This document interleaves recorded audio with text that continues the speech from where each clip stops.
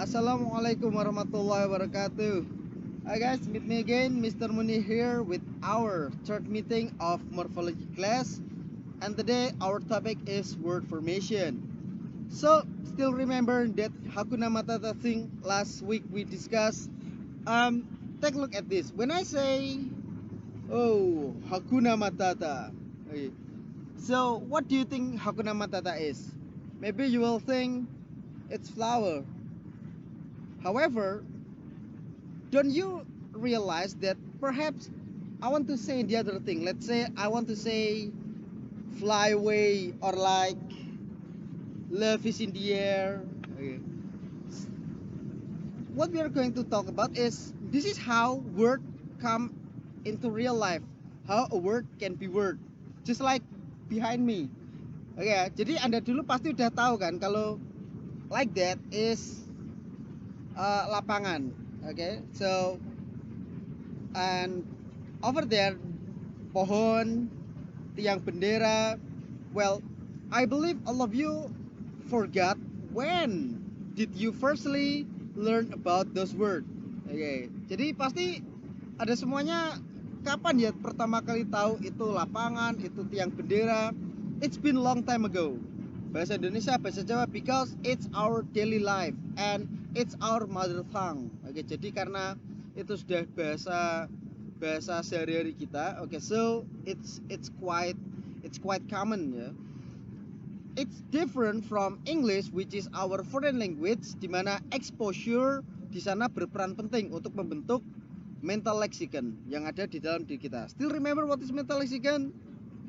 Comment below. Okay. So, this is a challenge for you. Okay, but not assignment, of course. No, this is just a silly challenge, let's say.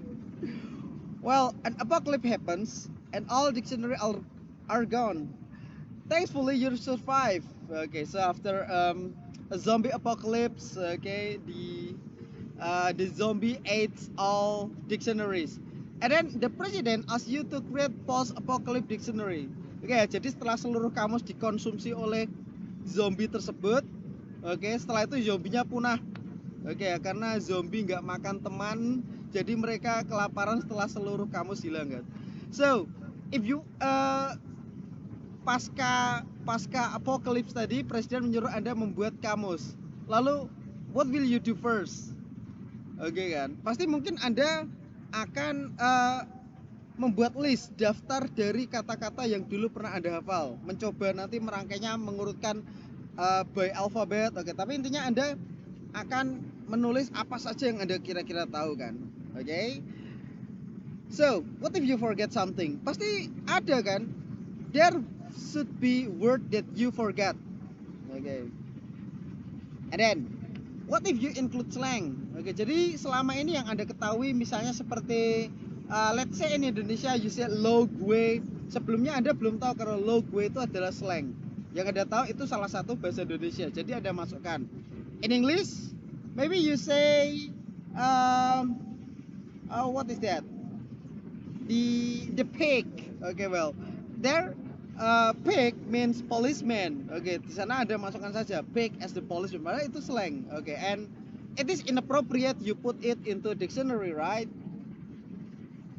Because that's what lexicographer did. Okay, jadi dulu para lexicographer atau para pembuat kata tadi itu seperti itu semuanya. We just follow the rule. We just follow the agreement. Oke, jadi bahasa itu adalah hasil dari persetujuan. Oke, kita setuju itu namanya lapangan, bukan iPad, atau itu adalah tiang bendera, bukan apa itu, bukan odading. Oke, right? Oke, so kita hanya menurut itu. Can we make our own word? Last week we discussed it. Well, lalu pernahkah Anda mendengar kalau what we call it? Not unsent atau cancelled, apa lagi ya? Impossible. Oke, sering sekali ya. Bagaimana kalau disdelivered, pre-work, pre-sale kita sering dengar. Undangerous, undone, unaccepted. Undangerous, pernah dengar? Repairer, driver, teacher, lecturer. What about repairer? Atau punkish? Okay, well, mungkin Anda tidak, mungkin this is the first time you heard that word, tapi Anda bisa menebaknya kan, kira-kira artinya apa? Okay, right. Repairer berarti mungkin orang yang mereparasi. Pre-work berarti sebelum kayak like preschool, pre-sale atau preparation. Disdelivered, okay, seperti kata discontinue. Okay, you can guess it because it is in English formation. Now, ada beberapa terminologi dalam formation ini ya. Pertama ada free morpheme atau word, we already discuss, seperti install, order, jadi hanya mengandung satu morpheme dan bisa berdiri sendiri. And then bound morpheme, okay, yaitu affix, okay, morpheme terikat, dia tidak bisa berdiri sendiri, like un, pre, anti, okay, apa itu, imbuhan, seperti ya, kata depan. Derived yaitu new lexeme form with affix, okay, jadi kata dasar ya, kata dasar yang berimbuhan, seperti kata dasar beauty, kita kan nggak bisa menghilangkan salah satu apa itu, salah satu elemen dari beauty, misalnya beau gitu aja. What is the meaning? There is no meaning. Tapi kalau beautiful, oke, itu beauty ketambahan full. Beautify, beautify, oke, right. And then the base, oke, yaitu inti semantik di mana prefix dan affix itu menggabung. Ya, kita sebut saja word. It is just, you know what? This is just a terminology. You don't have to really remember it. You just have to understand it. Ada juga yang bound base, yakni bukan morfem sebagai kata, namun juga bukan imbuhan, karena mereka lebih substansial.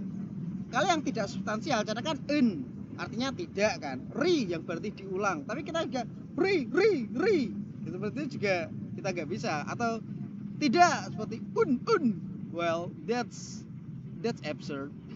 Kalau yang more substantial, dia tuh lebih punya makna sendiri, maknanya itu langsung kata itu sendiri. Contohnya psycho, yang berarti pikiran, ology artinya sains, atau derm yang artinya kulit, like dermatology, okay, dermatology, jadi itu ilmu tentang kulit, tapi kita nggak bisa it's my derm, no. Atau fungiderm, fungi means jamur, derm means kulit, jadi jamur kulit, tapi derm itu bukan imbuhan kan, derm itu kata, namun kata itu tidak bisa berdiri sendiri. Derm harus bergabung dengan kata lain, sama seperti ology, oke, right? Ilmu, kita nggak bisa I learn ology, no. Tapi kalau biology, physiology, morphology, oke, barulah kata itu bisa make sense. Itu beda dari less substantial and more substantial.